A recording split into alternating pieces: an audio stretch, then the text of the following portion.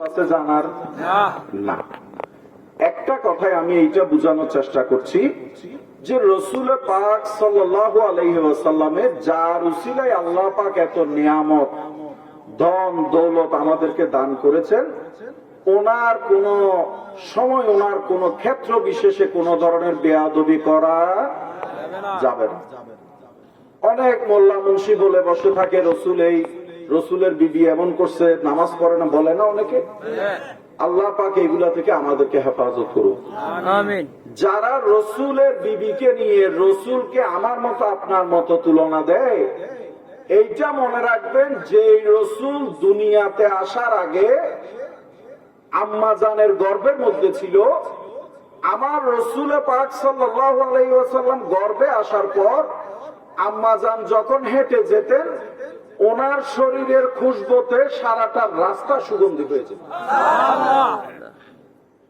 তো রসুলের আব্বা তো আগে ইন্তেকাল করছেন। সবাই এসে রসুলের দাদাকে বলছেন, উনি একজন বিধবা মহিলা, উনি হেঁটে গেলে রাস্তায় সুগন্ধি মেখে হাঁটে, যার কারণে মানুষ বিধবা সুগন্ধি লাগায় হাঁটলে মক্কার মধ্যে এটা কান ঘোষা করতেছে, কানে কানে অনেক কথা আসতেছে, আপনি একটু দরকার হলে আপনার ছেলের বউকে জানাই দিয়ে। হযরত আমেনা রাদিয়াল্লাহু তাআলা আনহাকে আল্লাহ রসুলের দাদাজান ডাকলেন, বললেন যে তুমি যে সুগন্ধি ব্যবহার করে যাও, এটা মানুষ অনেক কান কথা বলে। তখন আম্মা জান বললেন যে আমি সুগন্ধি ব্যবহার করি না, বরং আমার গর্ভের মধ্যে আল্লাহ পাক যে নিয়ামত দিয়েছেন, যে নিয়ামত এসেছেন, ওনাকে নিয়ে আমি হাঁটতে উঠতে বসতে বাথরুমে গেলে যেখানে যাই সব জায়গায় সুগন্ধি ছড়াই পড়ে।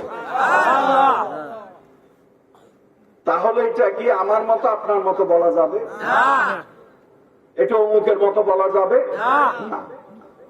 রাসূল করিম সাল্লাল্লাহু আলাইহি ওয়াসাল্লামের যখন গর্ভে এসেছেন, আম্মা জান যখন মক্কার মধ্যে পানি তোলার জন্য কূপের মধ্যে যেতেন, কূপের পানি আল্লাহর কুদরতের পক্ষ থেকে নিচে বালতি দিয়ে নিতে হতো না, কূপের পানি এইভাবে উপর উঠে যেতেন, আম্মা জান শুধু এইভাবে পানিগুলো নিতেন।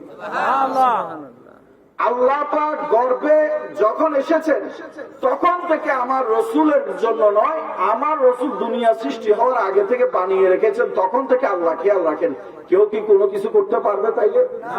আমি আপনি যদি নবীর শানে কিছু না বলি কিছু যায় আসে আল্লাহ রসুলের? না, বরং রসুলের নামের মধ্যে আমি আপনি অন্তর্ভুক্ত হতে পারলে, নবী প্রেমিক হতে পারলে, হাসরের ময়দানে আমার রসুল আপনার সাফায়াত দিবেন। আরবের রসুল যখন চাচার সাথে হযরত আবু তালিব ওনার সাথে আরব দেশে যখন ব্যবসার কাজে যাচ্ছেন, রসুল একটু নারাজ হয়েছেন যে আমি যেন চাচার সাথে যেতে পারি। তো তখন চাচা বলতেছে ওখানে অনেক বালি বৃষ্টি হয়, তুফান হয়, বাবা তুমি যাও না। তো একটু মন খারাপ করছে, চাচার মনও মানে নাই। তখন আমার রসুলকে নিয়ে সেইখানে গেলেন ব্যবসার উদ্দেশ্যে। ব্যবসার উদ্দেশ্যে যখন গিয়েছেন, আমার রসুল যখন হযরত আবু তালিবের সাথে যে কাফেলাতে যাচ্ছেন, রসুল যেদিক দিয়ে যাচ্ছে আল্লাহর পক্ষ থেকে কুদরতের মেঘ এসে রসুলকে ছায়া দিয়ে সমস্ত রাস্তা পার করেছে। তাহলে আমার মতো আপনার মতো? আরো শুনবেন,